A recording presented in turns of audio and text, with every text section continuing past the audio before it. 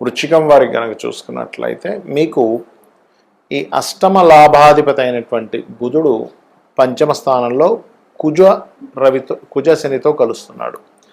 ఎప్పుడైతే ఈ కుజుడు శనితో కలుస్తున్నాడో అష్టమ లాభాధిపతి అయినటువంటి బుధుడు ఇక్కడ ఇచ్చేటువంటి రిజల్ట్ ఏమిటి, దీనివల్ల ఎటువంటి ఫలితాలు ఉంటాయి, ఏ దేవతారాధన చేసుకోవాలి.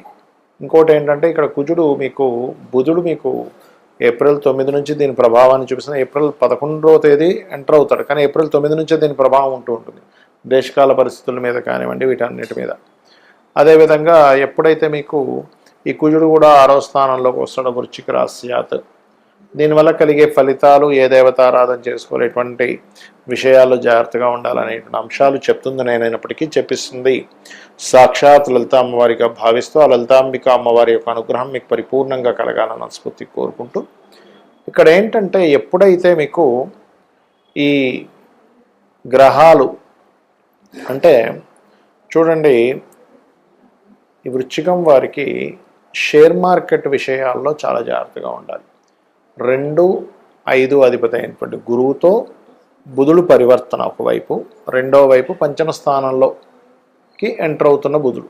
సో పంచమంలో ఇదివరకే మనకి శని కుజుడు ఉన్నారు, దాని దగ్గరికి బుద్ధి కారకుడు, ఆలోచన కారకుడు, షేర్ మార్కెట్ కారకుడు ఎంటర్ అవుతున్నాడు. కాబట్టి ఏంటంటే నిర్ణయాలు తీసుకునే విషయంలో కొంచెం చాలా స్ట్రెస్ఫుల్గా ఉంటుంది. మరియు అదేవిధంగా నిర్ణయాల విషయంలో స్ట్రెస్ఫుల్గా ఉండడం, కొన్ని స్నేహాల వల్ల కొంత గొడవలు రావడం, స్నేహితుల వల్ల కొంత గొడవ రావడం, మరియు అదేవిధంగా గమనించుకున్నట్లయితే స్నేహితులు, నిర్ణయాలు. మరియు మరొక విషయం ఏంటంటే ఈ షేర్ మార్కెట్, కొన్ని కొత్త ప్రేమ వ్యవహారాల మూలంగా కూడా కొంతవరకు డిస్టర్బెన్సెస్ రావడము, గొడవలు రావడం, ఇటువంటివన్నీ కూడా కనబడుతున్నాయి, గుర్తుపెట్టుకోండి.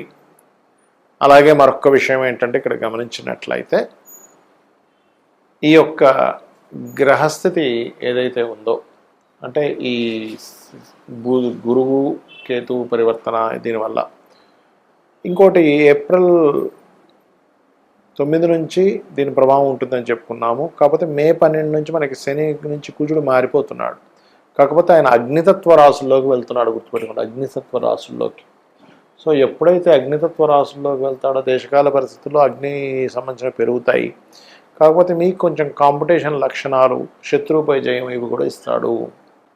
మరి ఈ యొక్క బుధుడు యొక్క ప్రవేశం మూలంగా ఏప్రిల్ 9వ తేదీ నుంచి ఒక 25-27 రోజుల పాటు ఉండే ప్రభావము. దాని తర్వాత మే 12 నుంచి కుజుడు అగ్నితత్వ రాశుల్లోకి వెళ్తున్నాడు. ఇప్పుడు ప్రస్తుతం శనితో ఉన్నాడు, మే 12 నుంచి అగ్నితత్వ రాశుల్లోకి వెళ్తాడు. దీని మూలంగా దేశకాల పరిస్థితుల్లో ఎటువంటి ఫలితాలు ఉంటాయి, మరి మీకు జాతకం తెలియదు అయినా సరే మీరు ఎటువంటి విషయాల పట్ల జాగ్రత్తగా ఉండాలనే విషయాలు తెలుసుకుందాం.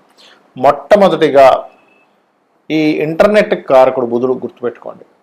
ఇంటర్నెట్, కమ్యూనికేషన్స్, ఈ మెయిలింగు, అడ్వర్టైజ్మెంటు, లేకపోతే మనకి ఈ వార్తాపత్రికలకు సంబంధించిన యూట్యూబ్ ఇవన్నీ ఉంటాయి కదా, వీటికి కారకుడు. కాబట్టి ఈ రంగాల్లో ఉండేటువంటి వారు ఈ యొక్క రంగాలకి, ముఖ్యంగా ఇంటర్నెట్ సంబంధించిన సేవలకి, కమ్యూనికేషన్ రంగాలకి, సాఫ్ట్వేర్ రిలేటెడ్ సంబంధించిన రంగాలకి ఇబ్బంది వస్తుంది దీనివలన, గుర్తుపెట్టుకోండి. Point number 1. ఇక రెండవది ఏమిటి అంటే ఇక్కడ ఈ బుధుడు పరివర్తన యోగంలో గురువుని తెస్తున్నాడు మీన రాశిలోకి. ఎప్పుడైతే గురువుని తెస్తున్నాడో, గురువు మనకిది ఎండాకాలము, రాబోతున్నటువంటి ఎండాకాలము, దీని మూలంగా ఏంటంటే విపరీతమైనటువంటి ఉష్ణం ఇంకా పెరుగుతూ ఉంటుంది. రాను మీరు మే వచ్చేసరికి ఇంకా ఎక్కువ అవుతూ ఉంటుంది. అప్పుడు ఆ మే వల్ల ఎక్కువ ఉష్ణం వల్ల కలిగేటువంటి ఫలితాల్లో కొంత కూరగాయలకి కూడా ఇబ్బంది వస్తూ ఉంటుంది. అందులో ముఖ్యంగా టమాటా లాంటి పంటకు కూడా కొంత ఇబ్బంది వస్తూ ఉంటుంది, గుర్తుపెట్టుకోండి. అయితే ఇక్కడ ప్రధానంగా వాటికంటే ఇక్కడ ముఖ్యంగా మామిడి పళ్ళు, అరటికాయలు, అరటిపళ్ళు, మరియు అదేవిధంగా ఆకుకూరలకు కూడా ఇబ్బంది ఉంది. కాబట్టి ఈ యొక్క రైతులు కొంచెం ఈ ఏప్రిల్, మే, జూన్ ఈ మాసాల్లో కొంత జాగ్రత్తగా ఉండాలి, గుర్తుపెట్టుకోండి. అయితే జూన్ వచ్చేసరికి ఇంక మీకు ఇంకా తీవ్రంగా ఉంటుంది అనుకోండి. దాని తర్వాత ఒకవైపు ఎండలు వస్తూ ఒకవైపు వర్షం కూడా కలుగుతూ ఉంటుంది. అయితే ఇక్కడ ఈ బుధుడు జలతత్వ రాశుల్లో ఉన్నందుకు జలంలో తిరిగేటువంటి షిప్స్ ఉంటాయి చూసారా, మనకి కొన్ని ఆ షిప్స్కి నావిగేషన్ అనేటువంటిది మిస్ అవ్వడం, బుధుడు నావిగేషన్స్కి కూడా కారకుడు.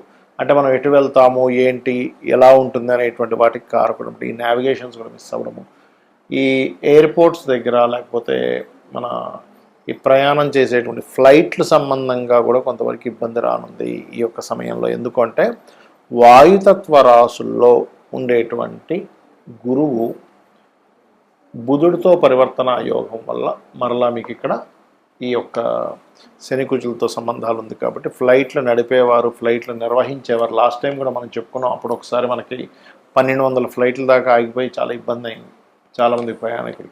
కాబట్టి ఇప్పుడు కూడా కొంచెం ఈ బుధుడు యొక్క ప్రభావం వల్ల ఇటువంటివి ఉంటాయి. అదేవిధంగా మరొక విషయం ఏంటంటే షేర్ మార్కెట్ ప్రధానంగా, ఎందుకంటే బుధుడు షేర్ మార్కెట్కి కారకుడు అండి.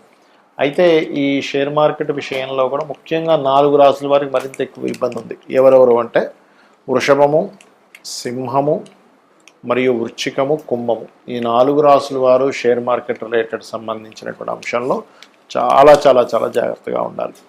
కాబట్టి ఈ యొక్క అంశాల్లో ఇప్పుడు నేను ఏవైతే అంశాలు చెప్పానో ఈ యొక్క అంశాల్లో చాలా జాగ్రత్తగా ఉండాలి ఇప్పుడు ఉన్నటువంటి గ్రహస్థితి రీత్యా చూసుకుంటే.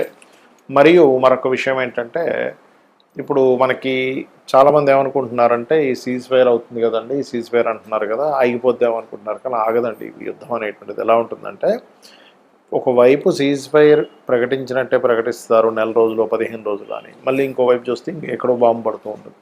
అంటే పూర్తి స్థాయిలో ఆపరు, ఏదో ఆపినట్టుగా అనుకోవడం, మళ్ళీ వెంటనే ఇంకో బాంబు వేయడం, లేకపోతే మళ్ళీ ఇంకోటితో ప్రశంస రావడం, తద్వారా మళ్ళీ. అందుకని నేను చెప్పేది ఒకటే, అమెరికా కంట్రీస్లోని లేకపోతే ఇరాన్ కొన్ని ముస్లిం కంట్రీస్లో ఉండే భారతీయులు వీలైతే కొన్ని నెలలు కొంతకాలం పాటు ఇవన్నీ చల్లారే వరకు కూడా మీకు వీలుంటే ఇండియాకు వచ్చేసేయండి ఆ మాట. ఎందుకంటే ఇక్కడ ఉండేటువంటి గ్రహస్థితులు మనకి ఈ సంవత్సరం నవనాయకులు అంటారు. అంటే రాజు, మంత్రి, సేనాధిపతి, శస్యాధిపతి, అర్ఘ్యాధిపతి, మేఘాధిపతి అని ఇలా ఉంటాయి.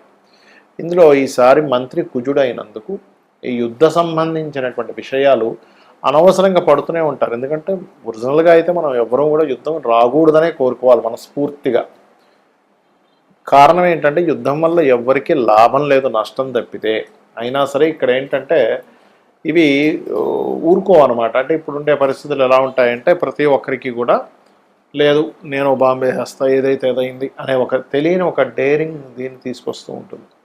కాబట్టి ఈ మే 12 నుంచి ఇంకా కుజుడు ఓన్ హౌస్లోకి వెళ్తాడు. ఇప్పుడు శనితో ఉన్నాడు, అది గ్రహ యుద్ధంలో ఉన్నాడు.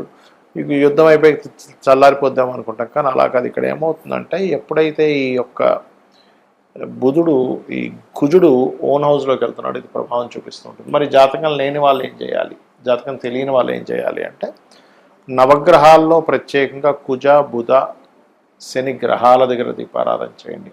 కాస్త గోశాలలకు వెళ్ళి గోవులకి బెల్లము, క్యారెట్స్, గోంగూర లాంటివి తినిపించండి. చండీ వినండి. చండీ మీరు ఎంత వింటూ ఉంటే అంత బాగుంటుంది, గుర్తుపెట్టుకోండి. చండీ పారాయణం చేయడం, చండీ వినడం, రుద్రం వినడం, రుద్రాభిషేకం చేయడం. ఇంటి నుంచి మీరు బయటికి వెళ్ళేటప్పుడు కొన్ని సరిహద్దు ప్రాంతాల్లో ఉంటూ ఉంటారు, లేకపోతే కొన్ని దేశాల్లో చాలా ఘోరంగా ఉంది పరిస్థితి.